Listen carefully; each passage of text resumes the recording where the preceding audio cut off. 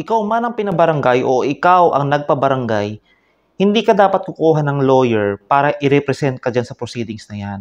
Kasi hindi pwede ang mga abogado dyan sa barangay. Except na lang pagka yung lawyer is isa sa mga nag-aaway na partido.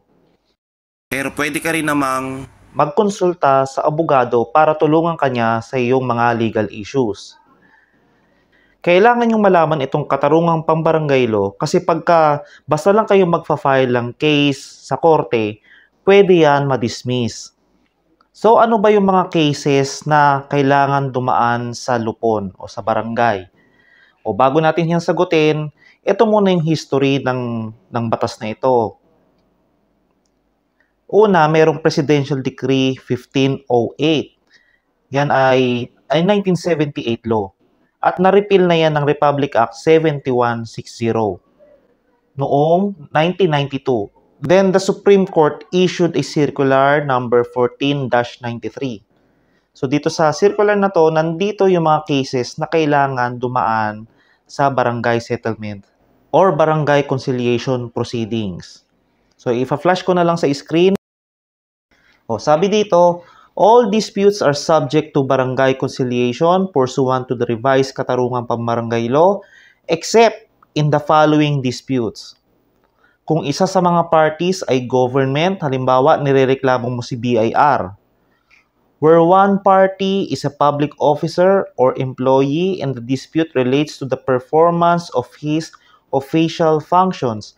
Halimbawa, nirereklamo mo yung pulis na nakaaway mo sa kalsada kasi mali yung kanyang pagta-traffic. Disputes involving real properties located in different cities and municipalities unless pumayag ang parties na dinggin ang kanilang disputes before the lupon. Any complaint by or against corporations, partnership, or juridical entities since only individuals shall be parties to barangay conciliation proceedings, either as a complainant or respondent.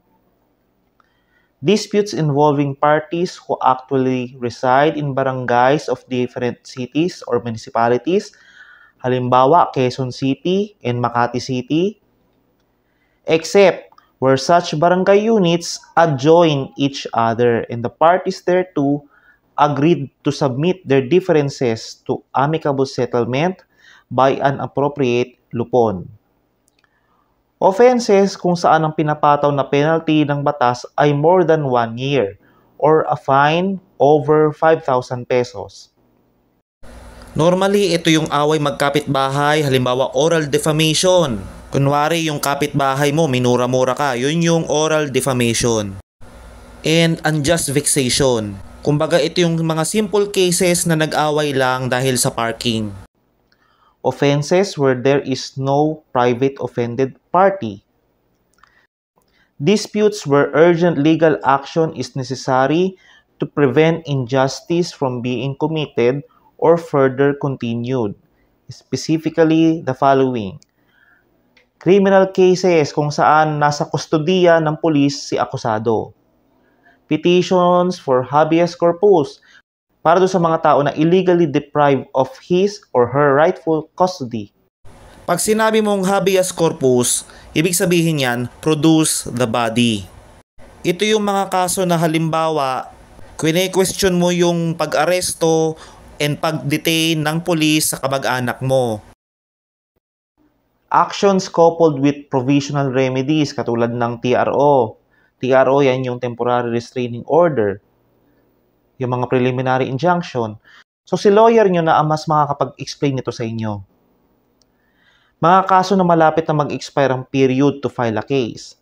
So sabi dito sa circular na to, actions which may be barred by statute of limitations. Halimbawa, meron kayong kasulatan ng utang. Ang pag-file mo lang ng kaso para masingil ang utang na yan na base sa kontrata ay for a period of 10 years lang. Pag lumampas na dyan sa period na yan, yan yung sinasabing prescribed na yung iyong karapatan na mag-file ng kaso. Any class of disputes which the President may determine in the interest of justice or upon the recommendation of the Secretary of Justice, Disputes arise from Comprehensive Agrarian Reform Law or CARL. Labor disputes or controversies arising from employer-employee relationship. Actions to annul judgment upon a compromise which may be filed directly in court. So saan ba ang filing or saan ang venue ng proceedings? Ayon sa Section 409 of the Republic Act 7160, if both parties are residents of the same barangay, magfa-file ka doon sa lupon ng nasabing barangay. But if nakatira sa different barangays ang parties, doon ka magfa-file sa residente ni respondent at the option of the complainant. So paano ba ang proseso sa pag-initiate ng proceedings before the lupon? So halimbawa, pinagmumura ka ng kapitbahay mo, which is a crime na ang penalty is not more than 1 year, so magpa-file ka sa barangay. So i-evaluate muna yung iyong complaint and mag-i-issue ng summons para papuntahin si respondent doon sa inyong meeting. Normally, yung meeting or yung hearings, 2 hearing dates lang yan. And itatry kayong pagbatiin dyan.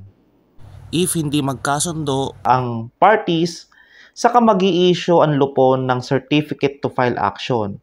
Yung certificate to file action, yan ang papeles na kailangan mong i-file sa court bilang patunay na dumaan ka na ng barangay at hindi kayo nagkasettle ni respondent.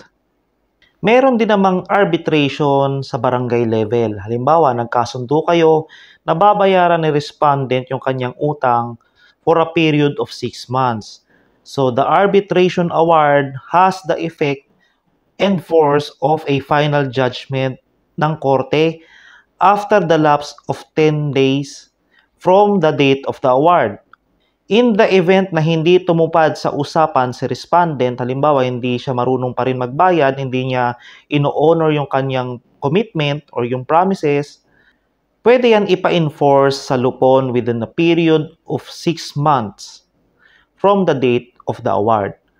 Pero pagka it goes beyond the period of 6 months, dapat ang pagpa-execute na niyan doon na sa Metropolitan Trial Court.